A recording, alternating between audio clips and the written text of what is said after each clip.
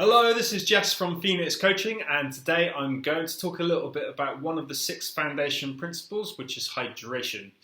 So hydration is all about getting enough fluid and particularly water into the body, but not only into the body, into the cells as well. Because sometimes we may be drinking enough water, but due to the kind of biochemistry of the system, we're not actually able to absorb as much into the cells as we would like. Therefore, we're not as hydrated as we might think we are. So I'm going to give you a little bit of a background as well as some advice of some things that you can do around this. So dehydration and its effect on the body is huge. So what can happen is, water and the hydration of the system affects every single system in the body, from the health of the organs globally all the way down to the cellular level, because the cells need water in them as an essential process of how they cleanse themselves, as well as output energy, as well as multiple other processes. So when you're dehydrated, you're going to feel sluggish, you're going to feel lethargic, you're not going to feel very well, especially if you're chronically dehydrated over a long period of time. I think it's something like you only need to be 3% dehydrated to start feeling really adverse effects. So digestive health can take a massive hit when we're dehydrated. So this will massively affect how the system's able to digest as well as eliminate. So sometimes someone's constipation can be directly linked to dehydration because the stool isn't able to be moist enough to pass through. And then the effects of constipation over time can cause a lot of toxicity within the body. So water as well is one of the main agents for being able to detoxify the body. So in our modern environment, especially if you live in a city, we're exposed to all kinds of different toxins, from like pollution in the air to chemicals, pesticides, herbicides, hormones in the food, as well as other environmental toxins. So the body has to get rid of these. So the water kind of flushes the system. So they say, there's a saying, the best solution for pollution is dilution.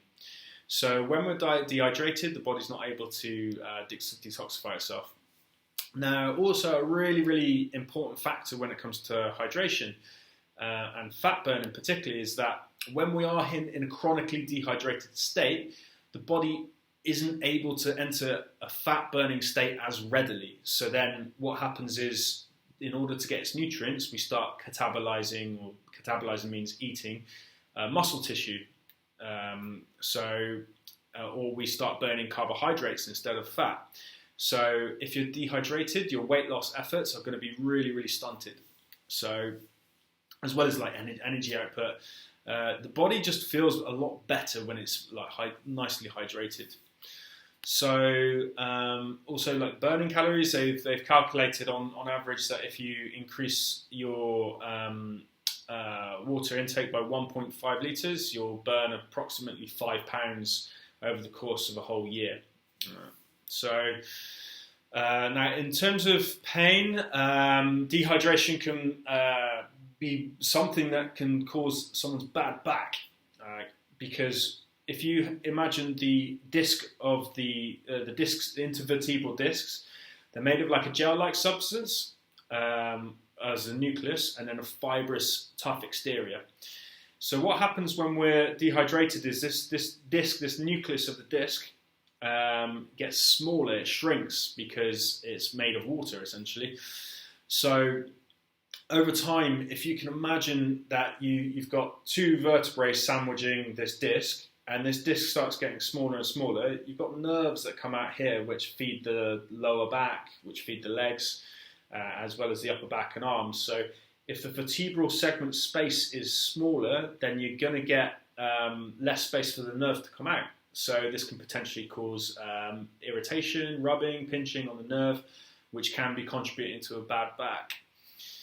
So another aspect of dehydration is water retention. So I've worked with clients who have been severely dehydrated over a number of years, and what happens is you get this really puffy effect in the skin. kind of ballooning of the skin all over the body. So like you'll see it in the ankles, the legs, the arms, and this is due to water retention in the system. So what will happen is, much like a camel stores water in its hump, or the fat cells of the hump in the desert for use later, we also store water in the fat cells when we're in states of dehydration, because the system sees this as a really threatening scenario. It sees it as we're comparable to us being in the desert. So what it does is it kind of squirrels away all of the available water because we're not intaking enough water because the system needs it to run. So we get this water retention effect. So often when I have clients who are really dehydrated, I get them drinking more water, and after the space of about 2 weeks, their hydration levels start to change. And what happens is they often lose 2 to 3 kilos of weight just through the water that's now been let go of the body because you've given it a signal that it's no longer needed. So the water retention goes down. So some tips for water optimization. You want to drink a bare minimum of water based on your body weight. You want to times the kilograms of your body by 0.033.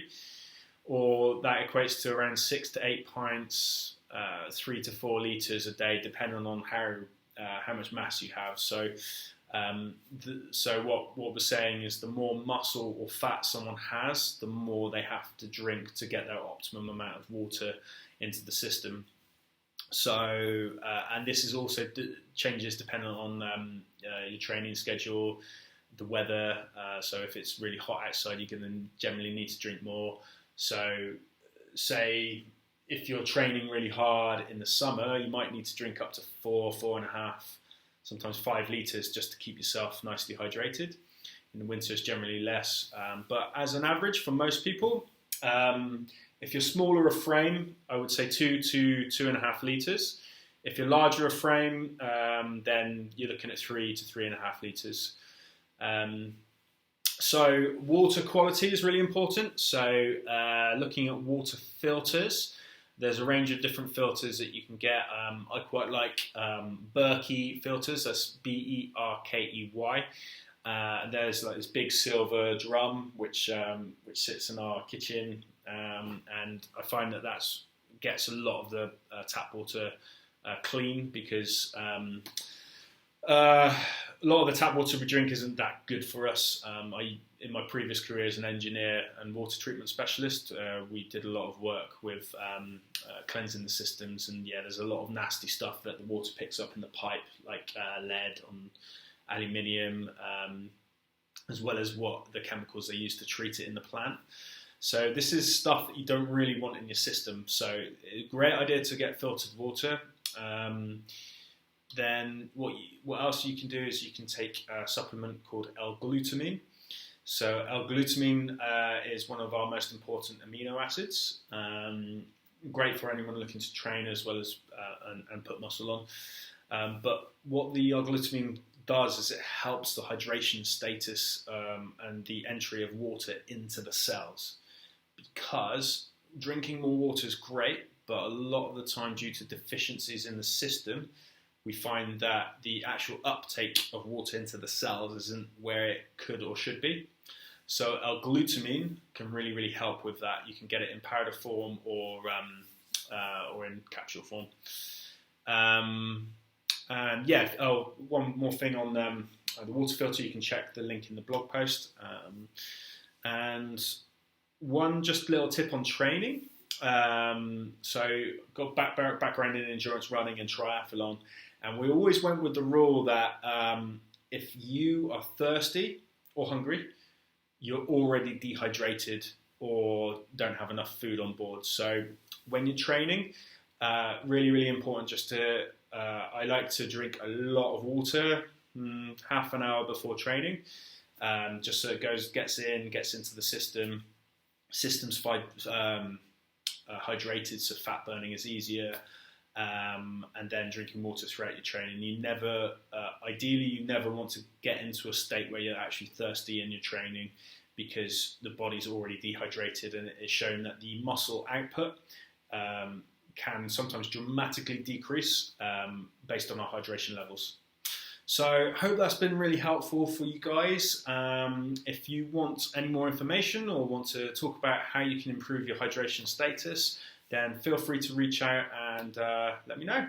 So see you soon, and hope you enjoyed this video.